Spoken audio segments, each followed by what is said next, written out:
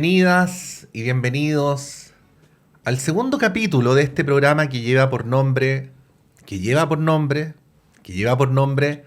Testigos, ¿no? Un programa que hemos forjado como una de las líneas de trabajo de la Radio Universidad de Chile a propósito de la conmemoración de los 50 años del golpe civil militar del 11 de septiembre de 1973, que se acoge bajo el lema de nuestra universidad, Educación para la Democracia, que tiene un agregado de nuestro medio de comunicación que dice comprometidos con la memoria y los derechos humanos, y que en lo que tiene que ver con este ciclo puntual tiene el espíritu de convocar a personas que fueron testigos directos de los hechos previos y posteriores al golpe, para conocer de primera mano su mirada, su testimonio, su reflexión. Esta es una invitación plural, mujeres, hombres de distintos ámbitos que van a participar de este ciclo de 10 programas.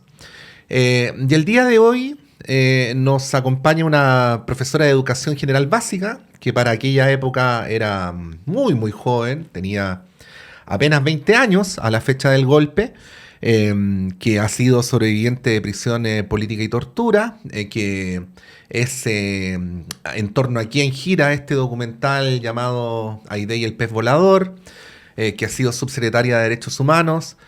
Nos referimos a Aide Melania del Carmen Oberreuter Humazábal, nacida en Valparaíso el 20 de noviembre de 1953. Por lo tanto, 69 años, Aide.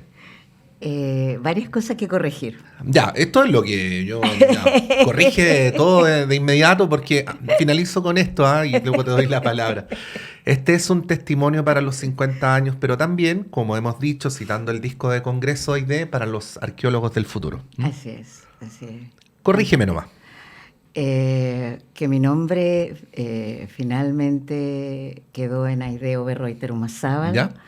No porque le tuviera ninguna distancia a mis abuelas y bisabuelas, que eran unas mujeres magníficas, pero el tema es que a estas alturas de la vida, los campos que requiere un nombre tan extenso con un par de apellidos tan largos, hacen imposible mi identificación. Y por lo tanto, sí, mi nombre oficial es Aide Oberreuter Humazábal. Segundo, no había alcanzado a cumplir los 20 años. 19. Tenía 19 hasta fines de noviembre del 73 y tuve el honor de poder votar por primera vez en marzo del 73 porque se abrió la posibilidad de que quienes teníamos 18 años recién cumplidos pudiéramos hacerlo.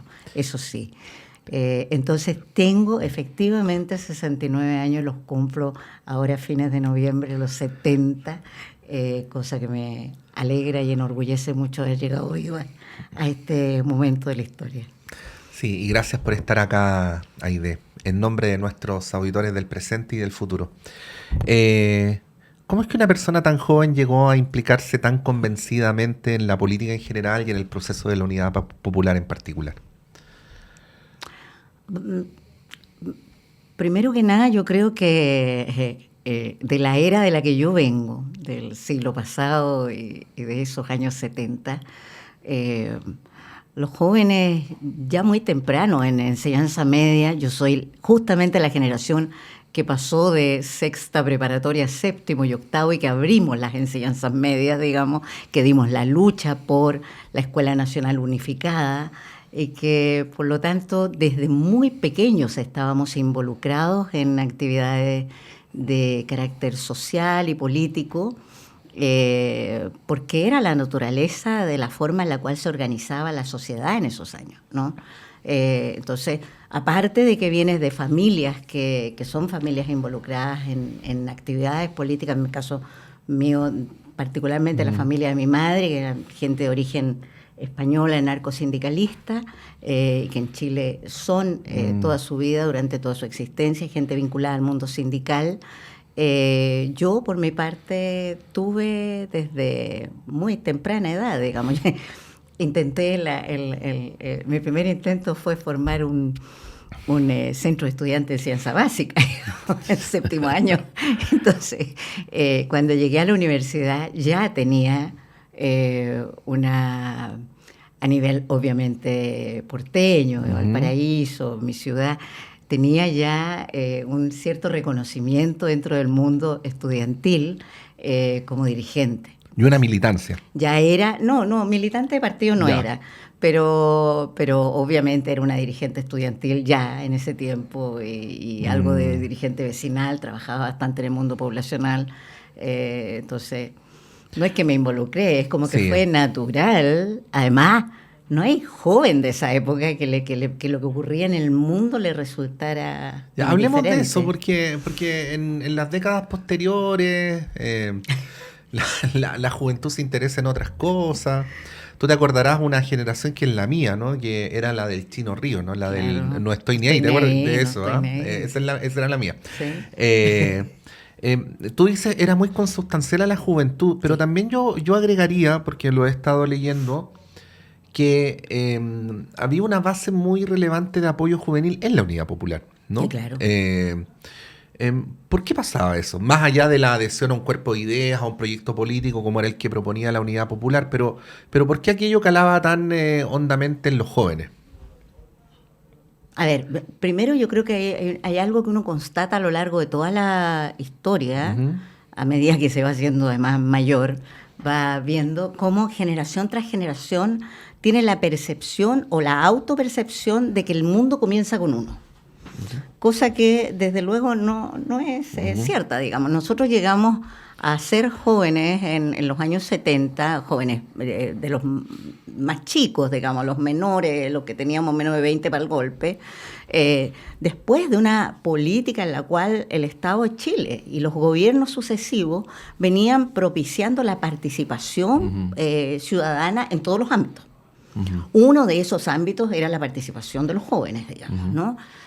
Otra cosa hay que también considerar, y es que el estímulo de lo que pasaba en el mundo, o sea, ya sea por angas o por mangas, estoy hablando no solo de lo que se suele referir como el efecto de la Revolución Cubana, sino que también el efecto de Woodstock, de Vietnam, del mundo. No nos olvidemos que los tan desprestigiados hippies fueron los que hablaron del amor libre, fueron los que le plantaron cara al imperialismo desde dentro por sus afanes bélicos, por el gusto de atacar pueblos pequeñitos y delgaditos, como los vietnamitas, por el gusto de generar conflictos y por posicionarse de una manera imperialista. Obviamente ahí estábamos en la era de los dos bloques, en fin, claro. ¿Te fijas? Pero los jóvenes teníamos un espacio que también, de muchas maneras, los mayores nos permitieron ocupar, ¿ya? A ratos, a codazos, digamos. Tuvimos nuestro espacio, también fueron disputados, como prácticamente todo en la existencia de la vida social y política, pero teníamos unos espacios, los partidos propiciaban la existencia de algo que algunos consideramos medio ridículo, pero que existía y que era muy poderoso y muy relevante en la existencia de las juventudes de los determinados partidos. Sí. La izquierda tradicional en Chile tenía juventudes. Eso es una forma específica, concreta de propiciar la participación de los jóvenes. Y además, no perdamos de vista, si estamos hablando de mí, que yo finalmente fui a parar a la Universidad de Chile con una tradición de participación y de aporte a la vida social y política nacional enorme. Sí. ¿Ya? Hablemos de los matices de la Unidad Popular o de las diferencias de la Unidad Popular sobre la base de algo. Creo que no estoy siendo abusivo con esto de contar al aire algo que tú alguna vez me contaste en un plano personal, ¿no? A ver. Que tu mamá era muy fanática de Allende. Absolutamente. Sí, y que tú tenías más distancias con Allende, ¿no? Claro. Cuéntanos de eso, porque es una conversación quizás familiar, pero que sirve para ilustrar también la naturaleza de las conversaciones políticas de la época, ¿no? Sí, te da risa acordarte. No, me parece fantástico. Es una manera de honrar a mi madre también, digamos, ¿no? Mi madre venía de esta tradición anarcosindicalista, ella fue sindicalista del comercio porteño. Mi madre fue siempre una mujer de izquierdas, valiente, peleona, chiquitita, flaquita, pero valiente como ella sola.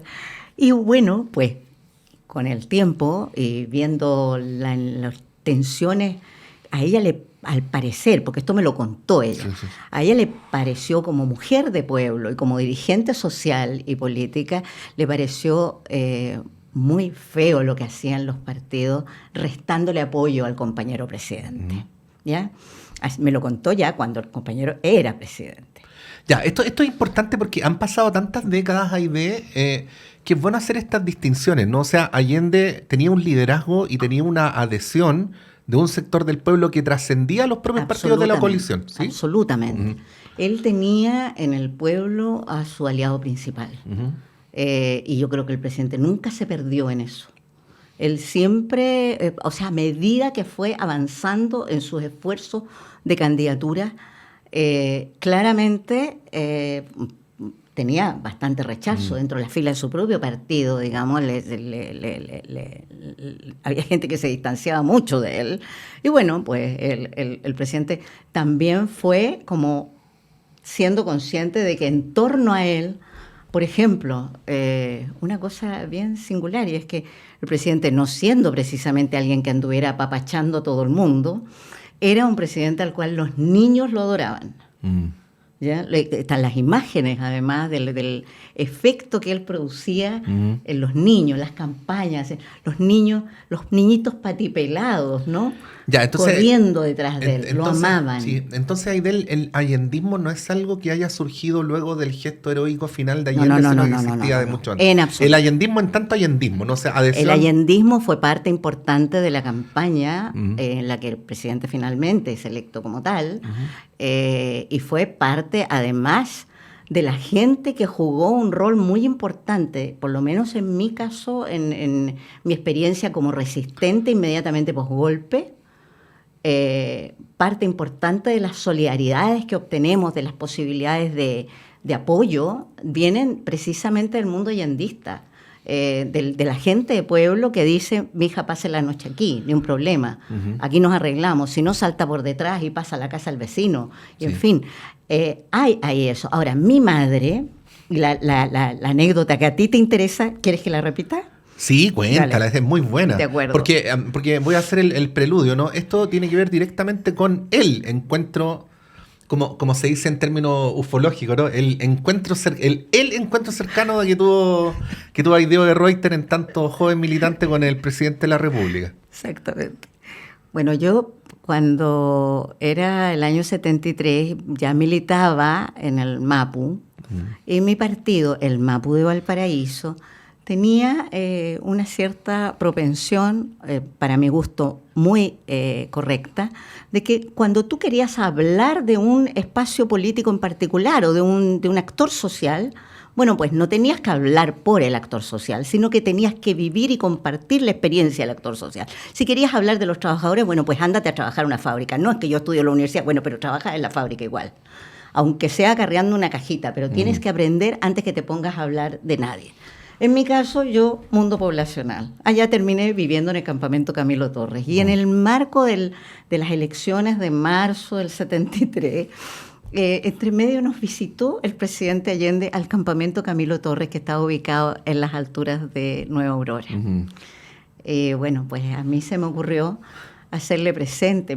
Chiquitita yo me paré arriba de una silla y le hice presente al compañero presidente, que se estaba poniendo muy amarillo, que cómo se le ocurría esto de estar llevando gente de otros segmentos, digamos, como las Fuerzas Armadas, qué sé yo, a su gabinete, o personajes cuestionables. Ya, o sea, en el lenguaje de ahora le dijiste que estaba amarillo. Estaba amarillo, le dije directamente: presidente, usted se nos está... ¿Se usaba el término en esa época? Sí, por supuesto. Le dije: usted se está poniendo amarillo, presidente, y hágase cargo, mire la asamblea que hay aquí, este pueblo lo quiere acompañar y proteger, y qué sé yo, y el poder popular, presidente, y el protagonismo histórico, y qué sé yo, y yo ahí, y la asamblea aplaudiendo.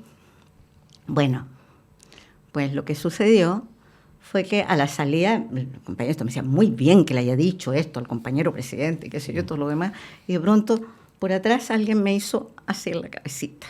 Ya, para quienes no están viendo, te pegó unas palmaditas. Me dio unas palmaditas en suavecitas, la no agresivas. Claro. No, unas palmaditas. Sí. Y uy, ¿qué compañero será? Y miro, y era el presidente.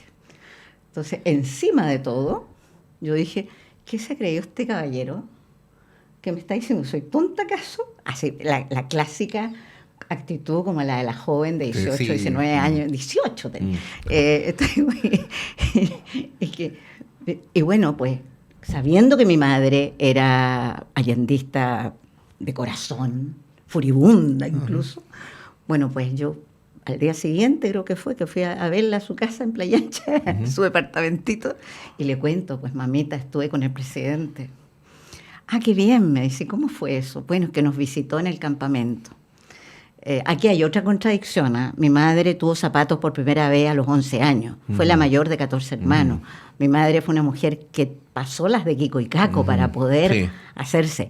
Y de pronto la hija le aparece viviendo en un campamento. Sí. ¿Ya? Entonces también a ella no le gustaba nada esto de que allendista, pero no le gustaba que la hija viviera en un campamento. No, porque había sido muy doloroso salir de ahí. Muy difícil para ella la pobreza. No era un objetivo en su vida, digamos, todo lo contrario. ¿Ya? Entonces, o sea, claro, hay por ahí alguien que dice que los pobres no pueden romantizar la pobreza. No, de ninguna manera, de ninguna manera. Sí. Mi madre no le hacía ningún chiste que yo estuviera viviendo en un campamento, qué sé yo, nada de eso.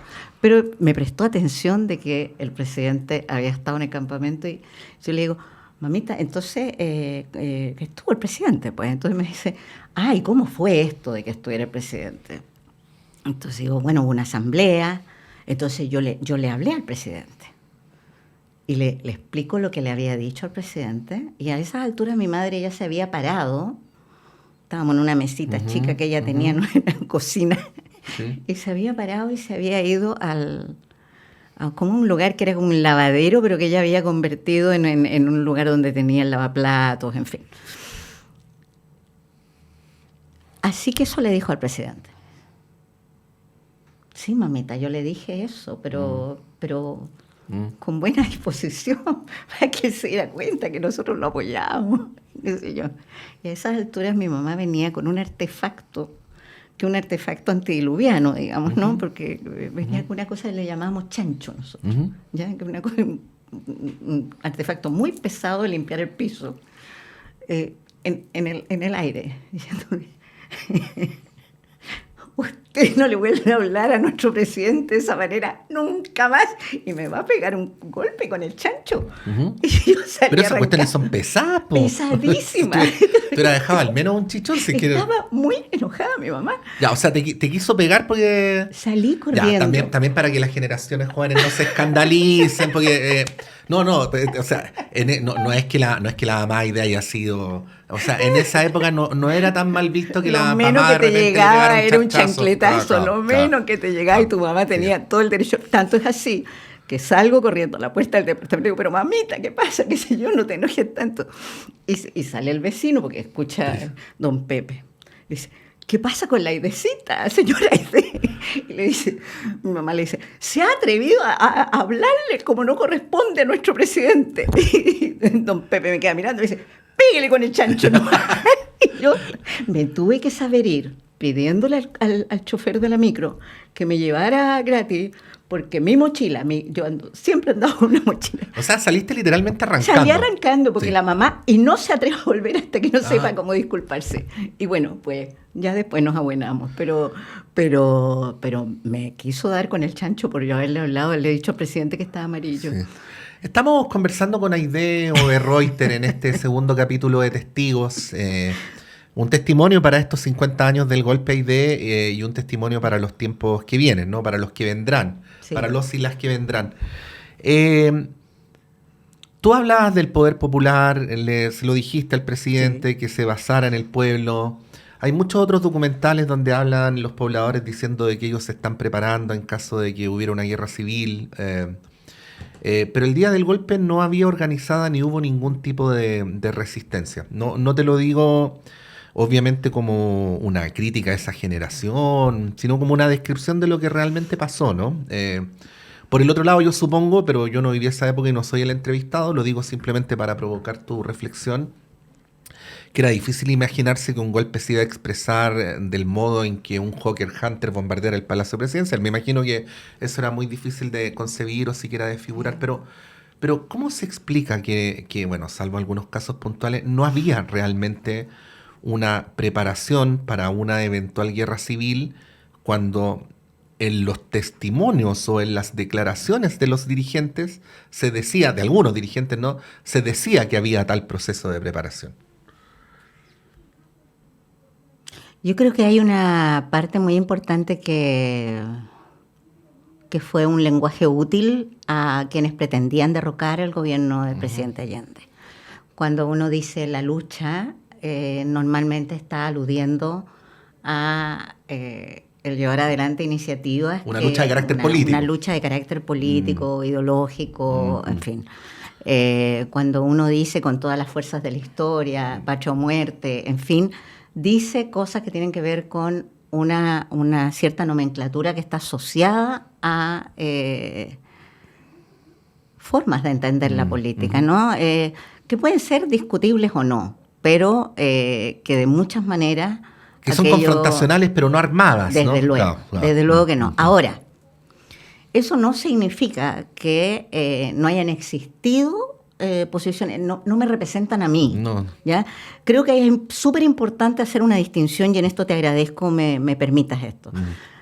Creo que quienes creímos y creemos hasta el día de hoy en el protagonismo popular y en la participación y en el poder popular, lo que creemos es en la profundización y la ampliación de la participación democrática de la sociedad, en la cual son las propias organizaciones las que tienen un rol importante en la toma de decisiones a nivel territorial y que por lo tanto se hace un mundo, un país de una nervadura, de una textura súper diferente que la de aquellos que tienen una idea más de focos, más de vanguardias, de que van por delante diciéndole al pueblo qué hacer. Yo no creo en eso. Nunca he creído en eso.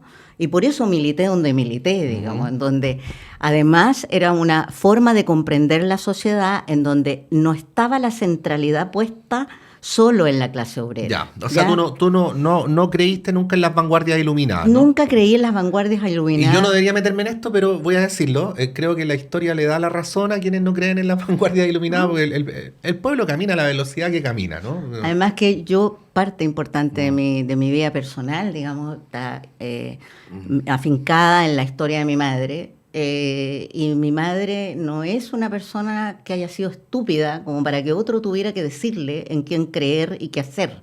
Mi madre era una mujer de origen muy pobre, pero era una mujer que valoraba la organización, que tenía opinión, que leía, que aprendió a leer conmigo. Cuando yo entré al colegio, hicimos 2 por 1, ¿sí? Mi madre era una mujer que para mí era un representante genuino del pueblo y que por lo tanto no veía yo manera de que alguien pudiera sustituirla en su opinión. Bueno, pues tampoco tenía ninguna intención de que me sustituyeran a mí. No hay que olvidar que además, aun cuando tuviéramos opiniones y todo lo demás, nosotras éramos mujeres. Y ser mujeres en la vida política también era todo un desafío en esa era, ¿ya? Muchísimo más que hoy, ¿te fijas? Entonces, el que alguien dijera que era la persona, el compañero que me iba a decir lo que yo tenía que hacer, no, pues, no. Yo no creo en eso. No creo primero en la resolución armada de los conflictos y no creo tampoco en la sustitución de los protagonistas de la historia, ¿ya? Entonces, lo que creo es en una democracia que se profundiza, que se amplía, que se articula en el tejido social y que es una promesa permanente.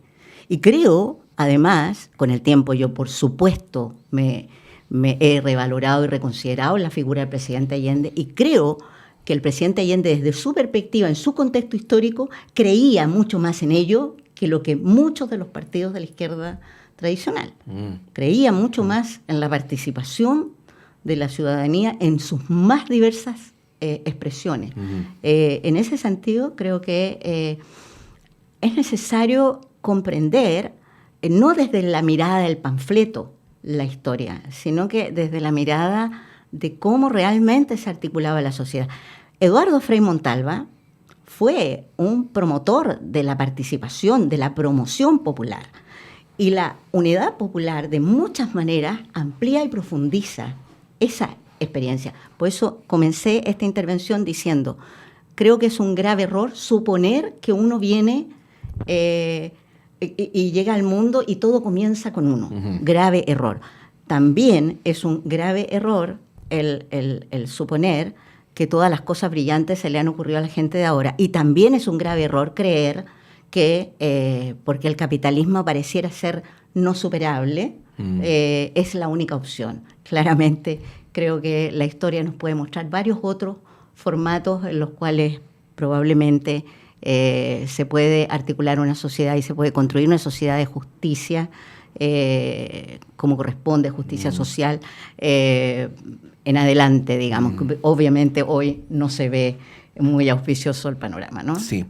Aide, hablemos solamente hasta donde a ti te parezca y no un segundo más allá de la tortura, ¿ya?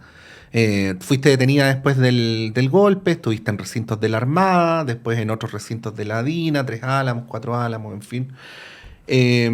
Y te lo voy a plantear de la siguiente manera. Cuando uno le habla a chicos de 19, 20 años, de todo lo que ustedes vivieron y de todo lo que a ustedes les hicieron bajo la palabra genérica de tortura, la palabra tortura no alcanza a describirlo. Así es. ¿No? Que para los parámetros de hoy, que afortunadamente son parámetros un poquito más razonables que los de entonces, si a ti y a mí nos desnudan en una comisaría y nos tiran un manguerazo de agua fría en invierno, eso podría ser considerado tortura, ¿no? Lo es. Y lo es, y lo es. Pero aquí estamos hablando cualitativamente de cosas mucho más graves, ¿no? Sí. Con todo el respeto por lo que ustedes vivieron, con todas las consideraciones íntimas que ustedes pueden tener por lo que la tortura les produjo, ¿cómo se les debería hablar a las nuevas generaciones de esas torturas para que lo pudieran entender? En toda su crudeza descriptiva, ¿qué piensas al respecto?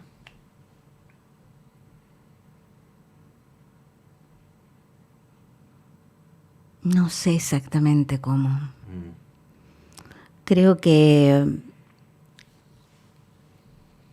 lo que no hay que hacer. Y eso tiene que ver también con mi rol durante... Yo nunca me fui a Chile, ¿eh? Sí, era algo que te quería preguntar a continuación. Sí, nunca eso fue una decisión que yo tomé. Y por lo tanto, y vine recién a hablar de las cosas que habían sucedido conmigo con posterioridad a la Comisión Vale hecha en 2004. ¿Fue porque no quisiste o porque no podías? Yo sé que esta es una pregunta imprecisa de contestar, pero... No. Estamos adelantando, pero fue una decisión plenamente consciente. ¿Ya? Cuando yo comenté lo que me había sucedido, fundamentalmente lo comenté con mi madre, que fue como mi más leal partner en la lucha antidictatorial. Mi madre me dijo con toda claridad, usted expresó que no iba a descansar un solo día de su vida hasta que este tipo de prácticas fueran eliminadas, superadas, en fin. Si usted quiere hablar directamente de lo que le hicieron, va a tener que irse del país.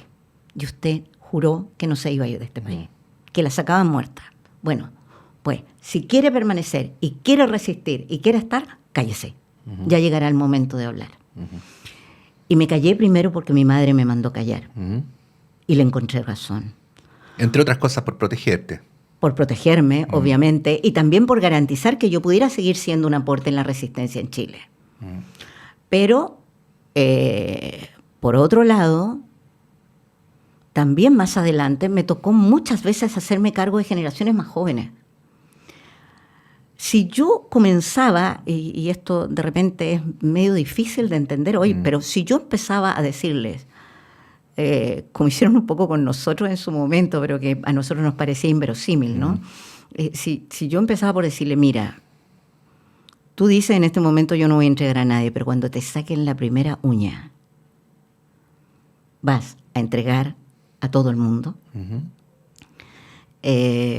Lo único que voy a hacer es perder a este potencial resistente, haciendo que el terror que han tratado de instalar finalmente le llegue por mi vía. Entonces lo que yo voy a hacer es advertirle de maneras sutiles y lo voy a cuidar de manera de que no esté expuesto a situaciones, pero no le puedo decir directamente. Ahora, eso quiere decir, entre otras cosas, Aide, que lo que tú en tu momento callaste llega a ser indecible, ¿no? En su crueldad, en su sadismo. Absolutamente, absolutamente. Aparte de que cuando tú hay algo que tiene que ver con una disputa muy larga que tengo con quienes nos impusieron los 50 años de silencio, ¿no? Pero cuando tú hablas de estas situaciones, y te agradezco mucho la delicadeza con la que me invitas a hablar de estos hechos, cuando tú los abordas, lo que hace es que traes nuevamente a tu memoria, pero también a tu entorno, a tu sensación corporal. La memoria del dolor es una cosa súper concreta. Entonces, lo que pasa es que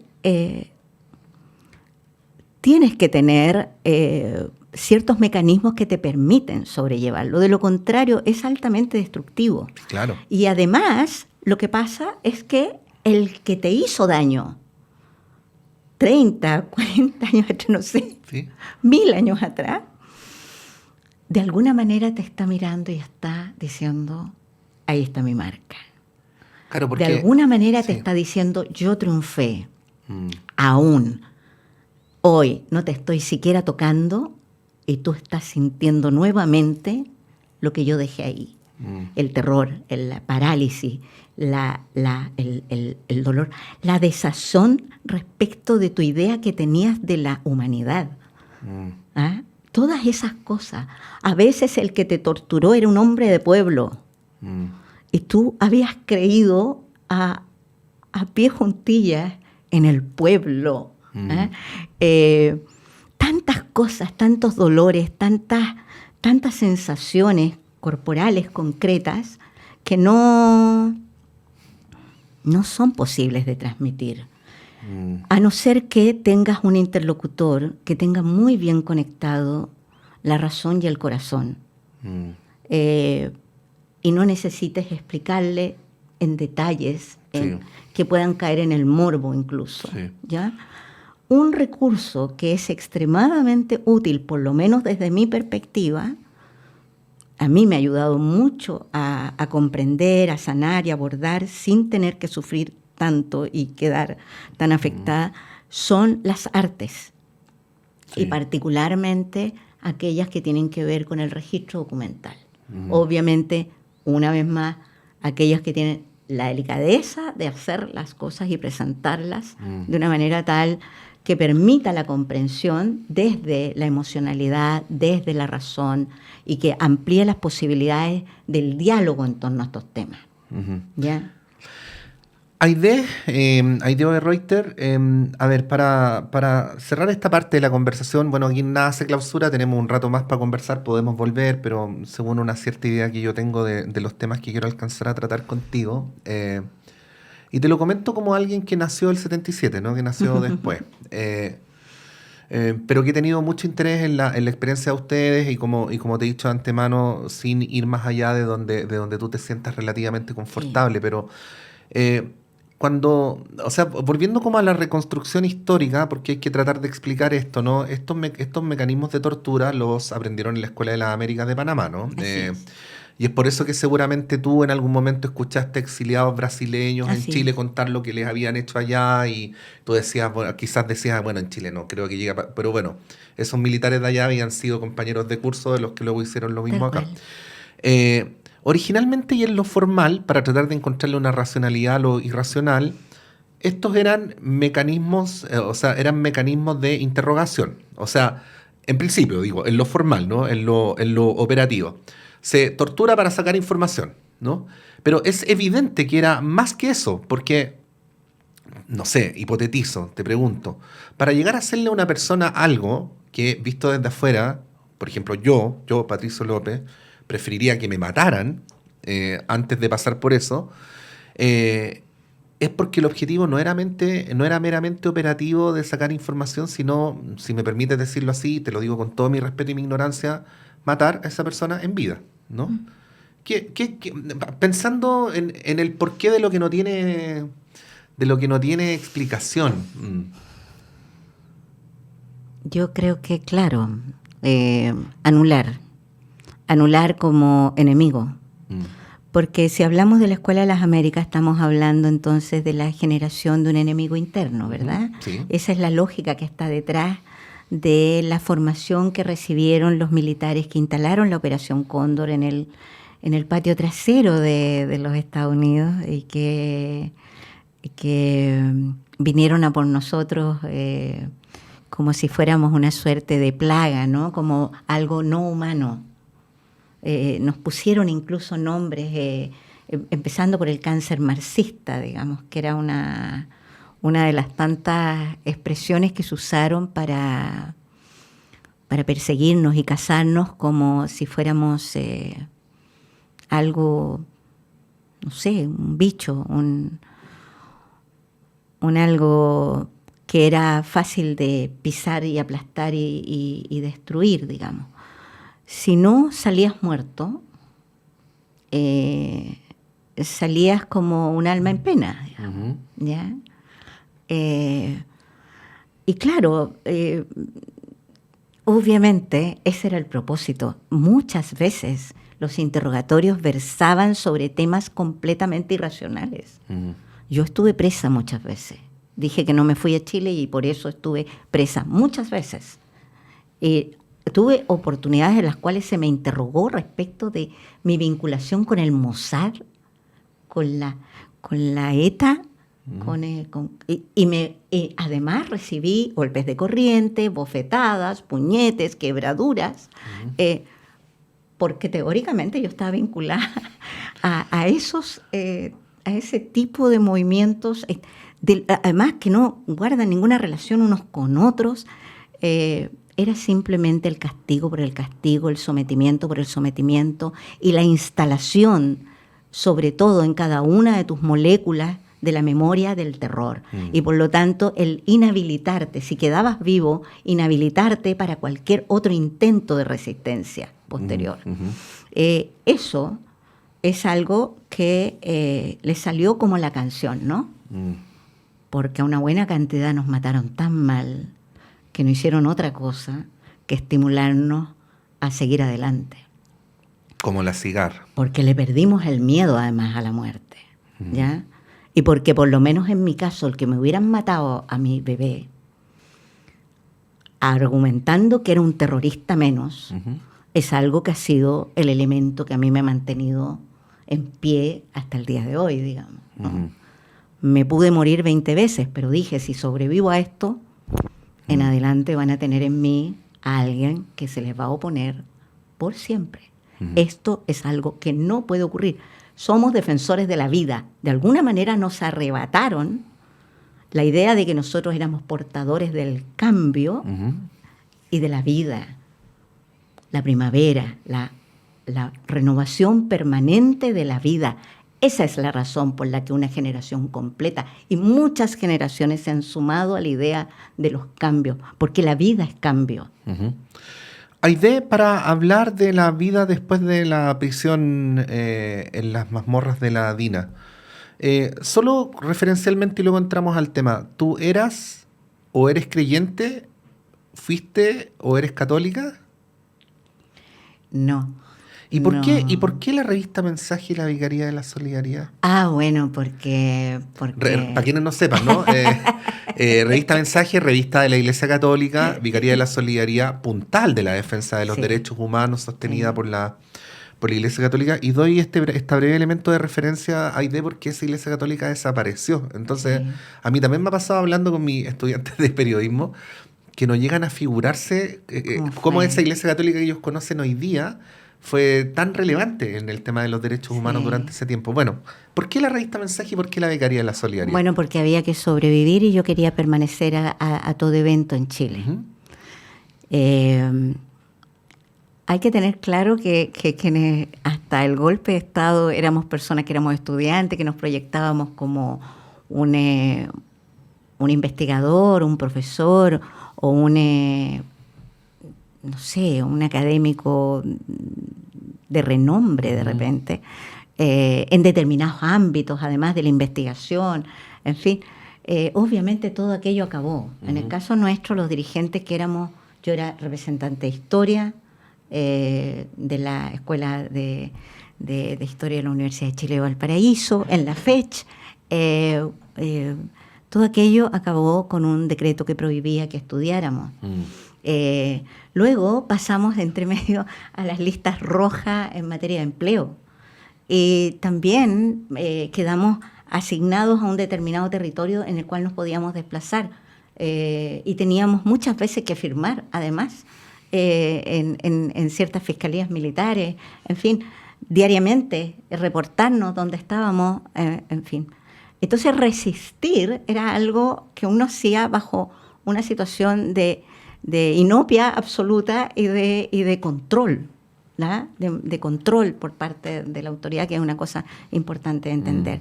Yo llego a la revista Mensaje porque mi compañero era un exalumno jesuita, exalumno del San Ignacio, y habla con los curas que eran sus profesores más de confianza y le dice, bueno, ella la acaban de arraigar o no sé si le habrá dicho así, pero está obligada a vivir en Santiago y bueno, necesita trabajo. El trabajo que sea, porque tampoco andabas pidiendo... No, lo que fuera. Sí. Nada. Un trabajo, algo que por lo menos le diera una cierta... Y así es como llegó a la revista Mensaje, teniendo que hacer una labor súper bonita, encuentro yo. O sea, era una labor muy esforzada, muy del último escalón, que era el equipo de distribución. Entonces yo tenía que ir a todas las poblaciones. En mi bolso de lana llevaba yo los ejemplares de la revista Mensaje y las iba dejando en las distintas comunidades cristianas. Y así fue como además amplié y profundicé mi vínculo con la iglesia comprometida con el pueblo. ¿Ya? Entonces, porque ya venía desde el tiempo de colegio, ya conocía a Mariano Puga, qué sé yo, ya le había creado bastante problema a las monjas llevándole estos sacerdotes que pensaban otras cosas, con Miguel Woodward, en fin. Entonces, y ahí como que me reencuentro yo con este mundo. Pero este es un mundo como uno quiere ver una iglesia. Yo las iglesias conocía el mundo luterano, y por supuesto mi abuelo anarco era completamente come curas, entonces no ¿ah? Si yo estudio en las monjas, es única y exclusivamente porque mi madre no quería que yo viviera las cosas que ella vivió. Esa es la razón por la que estoy ahí. Y luego a la vicaría llego de la mano de José Manuel Parada, que no era militante de mi partido, pero con el que nos habíamos conocido en el patio de visitas de Tres Álamos. Mientras él esperaba que don Luchito Corbalán le prestara atención, y yo esperaba que don Luchito Corbalán soltara a mi hija pequeña, porque él y su señora adoraban a mi hija, y entonces se ponían a jugar con ella. Así nos hicimos amigos con José Manuel, y con José Manuel nos acompañamos. Él me llevó a trabajar a la vicaría, al Boletín Solidaridad, en donde estuve varios años, hasta que después por temas de militancia me tuve que ir, seguimos siendo muy buenos amigos y colaboradores en lo político con José Manuel hasta el día de su asesinato. Aide, quisiera seguir conversando 100 horas más contigo, y espero que lo podamos hacer fuera de esta emisión. Pero me quedan 4 minutos, 5 minutos, Camila, ¿no? ¿Cuánto nos queda? 8 minutos. Y tengo que hacerte 2 preguntas. Una. Lo que no nos contaste hoy día, lo contaste en la Comisión Walech. Sí. ¿Se debería levantar el secreto? Porque, entre otras cosas, si se levanta el secreto, todos vamos a saber lo que no nos contaste hoy día. Sí. Se debe. Yo he dado una larga lucha por levantar el secreto de los 50 años que nos impuso Ricardo Lago, por 2 razones. Una es porque nadie nos preguntó. Y nosotros, entre otras cosas, concurrimos a dar testimonio a esa comisión en la convicción de que nuestras causas iban a quedar a disposición de los tribunales y que los tribunales iban a poder, de oficio casi, poder funcionar avanzando en verdad y justicia. Hay que tener claro que cuando se nos impone esto en la Comisión Balich, ya llevaba el Estado de Chile, los gobiernos sucesivos llevaban 13 años de retraso en abordar el tema de la tortura como un delito de lesa humanidad. Se había tratado de cerrar el capítulo única y exclusivamente en la desaparición forzada y en la ejecución política. Y entonces, 13 años más tarde, ya se habían muerto una cantidad importante de torturadores, ya habían desaparecido un montón de pruebas, ya las propias personas, los propios afectados habían fallecido, en fin. Esa es la razón por la que los 50 años son para mí tan relevantes. Una, porque no nos preguntan. Dos, porque contribuye a una impunidad inaceptable. Porque los tribunales son los que tienen que saber. Yo dejé preparado en la subsecretaría, tú mencionaste que yo fui subsecretaria de Derechos Humanos. Yo, muchísimo más que una profesora, he sido una dirigente. Eso es lo que he sido en mi vida, ¿no? Y dejé preparado en la subsecretaría de Derechos Humanos un proyecto de ley de 50 años, para la eliminación de los 50 años, que además me parecía muy pertinente poder impulsarlo durante este año, que además considera justamente lo que le han puesto como objeción. Considera la posibilidad de que la persona que lo estime pida que su información no sea conocida. Ahora, tampoco estamos pidiendo, en ningún minuto hemos planteado, jamás hemos planteado que la información sea de dominio público. Lo que hemos dicho es que la información debe quedar a disposición de los tribunales y también, como todo acto del Estado, debe quedar a disposición del Archivo Nacional. Eso es lo que hemos dicho, ¿ya? No hemos dicho nunca. Las personas que han tratado de desacreditar esa iniciativa son las que han dicho, entonces se va a ver en los diarios, se va a saber en todos lados. No, señor, no hemos dicho eso. Nunca lo hemos dicho. Las organizaciones de sobrevivientes de prisión política y tortura, y particularmente yo desde el Comando Unitario de Prisioneros Políticos y Familiares, lo que he planteado en Chile y en las tribunas internacionales ha sido la eliminación del secreto, disponibilizando toda la información a los tribunales y al Archivo Nacional. Ya, esta es la última pregunta que te voy a hacer y con esta terminamos el programa. Te quiero contar que a esta hora, en Valparaíso, en el hospital Carlos Van Buren, están haciendo una guagüita, una niña, ¿ya? Y los papás le pusieron Aide. Y esta niña no va a ver el programa ahora. Se va a poner a buscar en un mecanismo de difusión que no sabemos a esta altura cuál es, con el vértigo tecnológico. Cuando tenga 19 años, eso quiere decir más o menos el año 2043, ¿no? Sí. 2043 va a estar viendo este programa. Esa niña va a tener 19 años, se va a llamar Aide y va a vivir en Valparaíso. ¿Qué le dirías tú a esa niña que está viendo en este momento del año 2043 el programa? Simplemente que sea ella. Yo tengo claro que ser mujer va a seguir siendo un tema complejo por mucho tiempo, particularmente por lo que veo ahora en esta ola regresiva en la cual estamos involucrados. Y creo que ese nombre que lo traía mi madre y que lo heredé yo y que pretendo honrarlo cada día de mi vida es un nombre que le regalo encantada, porque además es una figura de una novela de Alejandro Dumas que es muy interesante. Entonces, que lea, que aprenda, que sea ella, que disfrute, que baile, que cante, pero sobre todo que no olvide que no está sola en este mundo y que normalmente la vida es súper diferente cuando tú tienes claro que no estás solo para ti mismo, estás también para los demás, porque vives y eres parte de una comunidad de seres humanos, de personas que están allí, que una siempre su corazón con su razón. Eso es fundamental.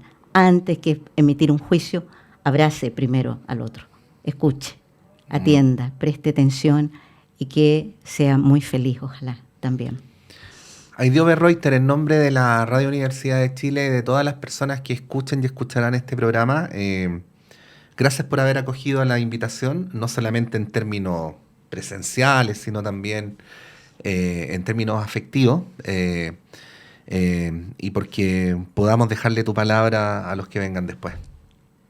Me encantaría conocer a esa niña antes de los años 2000, no sé cuánto. Vamos a buscarla. Sí, aquí tengo el número del Van Buren, vamos a llamar. Muy bien. Eso. Con esta conversación con Aide Oberreuter terminamos el segundo de los 10 episodios de esta serie que se llama Testigos. para el Chile del 2023, para la conmemoración de los 50 años del golpe, y ya nos apropiamos del nombre del disco de Congreso también para los arqueólogos del futuro. Bien.